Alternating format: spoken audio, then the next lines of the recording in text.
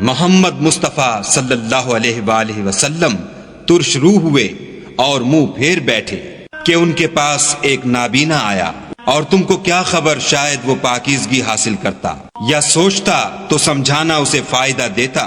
جو پرواہ نہیں کرتا اس کی طرف تو تم توجہ کرتے ہو، حالانکہ اگر وہ نہ سنورے تو تم پر کچھ الزام نہیں، اور جو تمہارے پاس دوڑتا ہوا آیا اور خدا سے ڈرتا ہے اس سے تم بے رخی کرتے ہو۔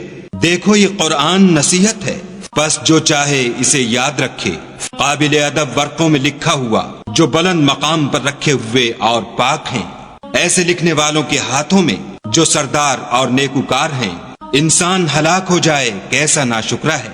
اسے خدا نے کس چیز سے بنایا؟ نطفے سے بنایا، پھر اس کا اندازہ مقرر کیا، پھر اس کے لیے رستہ آسان کر دیا، پھر اس کو موت دی، پھر قبر میں دفن کرایا، پھر جب چاہے گا اسے اٹھا کھڑا کرے گا۔ کچھ شک نہیں کہ خدا نے اسے جو حکم دیا اس نے اس پر عمل نہ کیا۔ تو انسان کو چاہیے کہ اپنے کھانے کی طرف نظر کرے۔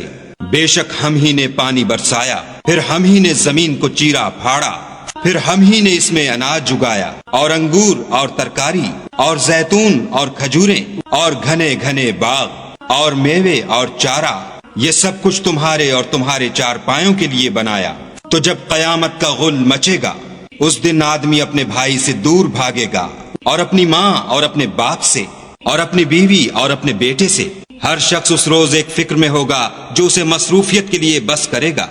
اور کتنے منہ اس روز چمک رہے ہوں گے، خنداں و شاداں، یہ نیکوکار ہیں۔ اور کتنے منہ ہوں گے جن پر گرد پڑ رہی ہوگی اور سیاہی چڑھ رہی ہوگی، یہ کفار بد کردار ہیں۔